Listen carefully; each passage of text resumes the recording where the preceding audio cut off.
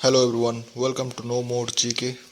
Previous class में हम लोग जाने थे सेंटर स्टेट रिलेशनशिप, और आज के क्लास में हम पढ़ने जा रहे हैं क्लास 16 इंटर स्टेट रिलेशन के बारे में। चलो।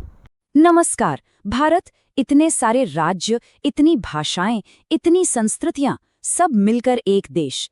कभी सोचा है कि ये सब एक साथ एक टीम की तरह काम कैसे करता है? आज हम उन्हीं संवैधानिक धागों को देखेंगे जो इस विशाल टीम को एक साथ जोड़कर रखते हैं। सोचिए जरा, 2 दर्जन से ज्यादा राज्य और केंद्र शासित प्रदेश, हर किसी की अपनी जरूरतें, अपनी प्राथमिकताएं। ऐसे में सब मिलकर एक सुर में कैसे चल पाते हैं? ये सिर्फ राजनीति नहीं है, ये टीम वर्क का एक बहुत बड़ा और सच कहूं तो बहुत ही मुश्किल इम्तिहान है। और इस टीम वर्क का जो पूरा सीक्रेट है, वो छुपा है भारत के संविधान में। ये सिर्फ एक कानूनी किताब नहीं है, बल्कि वो पूरी की पूरी प्लेबुक है जो ये तय करती है कि टीम का हर खिलाड़ी मिलकर कैसे खेलेगा। तो आज की हमारी चर्चा में हम 5 खास पहलुओं पर नजर डालेंगे।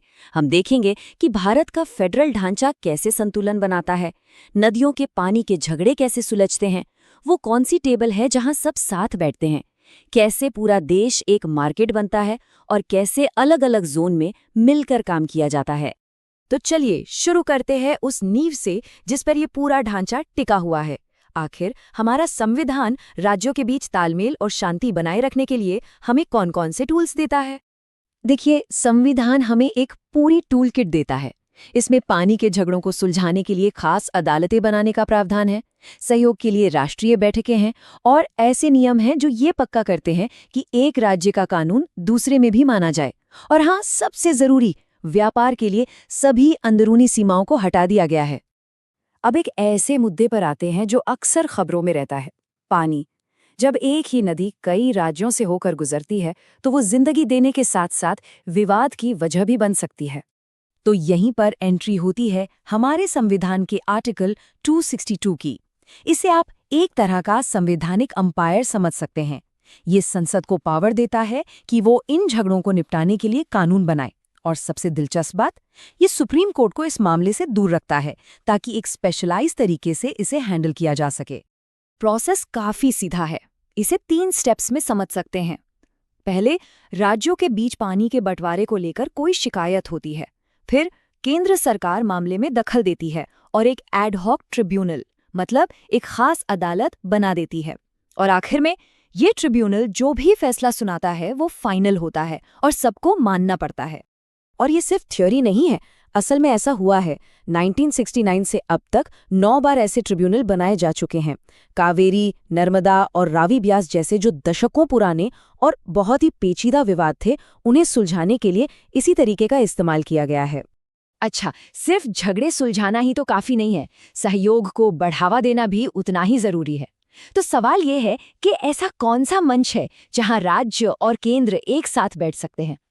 इसका जवाब है इंटर स्टेट काउंसिल, यानी अंतर्राज्यीय परिषद।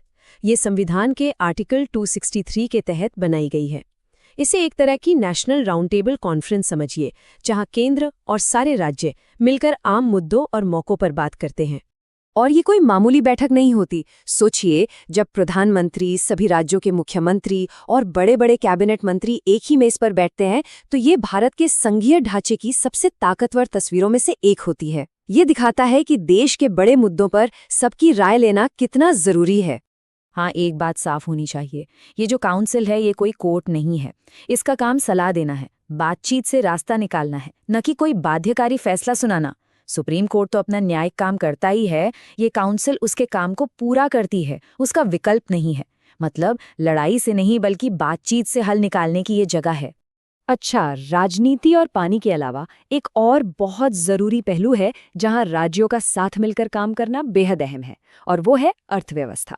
तो हमारा संविधान ये कैसे पक्का करता है कि भारत के अंदरूनी सीमाएं व्यापार में रुकावट न बने और पूरा देश एक सिंगल मार्केट की तरह काम करे? इसका जवाब मिलता है संविधान के आर्टिकल 301 के इस एक मजबूत वाक्य में। भारत के पूरे क्षेत्र में व्यापार, वाणिज्य और समागम स्वतंत्र होगा। ये एक लाइन राज्यों के बीच की आर्थिक दीवारों को गिरा देती है और एक पूरे अखंड राष्ट्रीय बाजार की नींव रखती है। लेकिन ये पूरी तरह से खुली छूट भी नहीं है। संविधान यहाँ पर एक बहुत ही नाजुक संतुलन बनाता है। जहाँ एक तरफ आर्टिकल 301 व्यापार की आज़ादी की गारंटी देता है, वहीं दूसरी तरफ ये संसद और राज्यों को जनहित में कुछ ज़रूरी प्रतिबंध लगाने की इजाज़त भी देता है, जैसे कि स्वास्थ्य या सुरक्षा के लिए कोई नियम बनाना। अब नेशनल लेवल से थोड़ा नीचे उतरकर रीजनल लेवल पर सहयोग की बात करते हैं। क्या कोई ऐसा सिस्टम है जो पड़ोसी राज्यों को एक साथ मिलकर काम करने के लिए प्रोत्साहित करता है? इसका जवाब है जोनल काउंसिल, यानी क्षेत्रीय परिषदें। दिलचस्प बात यह है कि ये सीधे संविधान से नहीं बनी है, बल्कि इन्हें 1956 के स्टेट्स रीऑर्गेनाइजेशन एक्ट के तहत संसद ने बनाया था। इनका असल मकसद ये है कि एक जैसे भूगोल और संस्कृति वाले राज्य आपस में मिलकर सहयोग कर सकें। देश को 5 जोन में बांटा गया है: उत्तरी, मध्य, पूर्वी, पश्चिमी और दक्षिणी। हर जोन की अपनी काउंसिल है, जहां सदस्य राज्य बॉर्डर सिक्योरिटी, इकोनॉमिक प्लानिंग और इंफ्रास्ट्रक्चर जैसे कॉमन मुद्दों पर मिलकर बात करते हैं और योजना बनाते हैं। इन काउंसिल्स का मकसद सिर्फ आर्थिक विकास तक ही सीमित नहीं है, बल्कि ये देश का भावनात्मक एकीकरण करने, छोटी छोटी क्षेत्रीय सोच को कम करने और ये पक्का करने की भी कोशिश करती हैं कि विकास की योजनाएं आपस में तालमेल बिठाकर बनाई जाएं। तो जब हम इन सभी टुकड़ों को एक साथ जोड़ते हैं, चाहे वो पानी के ट्रिब्यूनल हो, इंटरस्टेट काउंसिल हो, फ्री ट्रेड हो या फिर जोनल काउंसिल, तो एक साफ तस्वीर उभरती है। ये सिर्फ कानून या नियम नहीं है, ये वो औजार हैं जो कोऑपरेटिव फेडरलिज्म यानी सहकारी संघवाद के विचार को हकीकत में बदलते हैं, जहां केंद्र और राज्य एक दूसरे से मुकाबला नहीं करते, बल्कि पार्टनर बनकर काम करते हैं। ये आखिरी तालिका उन सभी खास संवैधानिक प्रावधानों को एक जगह ले आती है जिन पर हमने आज बात की है। आर्टिकल 262 के जल विवादों से लेकर आर्टिकल 301 के मुक्त व्यापार तक, यही वो खंभे हैं जिन पर भारत की संघीय एकता टिकी हुई है। और हम आपको इसी सवाल के साथ छोड़ते हैं। भारत तेजी से बदल रहा है, तो क्या ये 70 साल पुराने संवैधानिक तरीके आने वाले कल की चुनौतियों के लिए काफी होंगे? सोचिए, क्लाइमेट चेंज, साइबर सिक्योरिटी जैसी नई मुश्किलों के दौर में इन नियमों को, इन औजारों को कैसे बदलना होगा?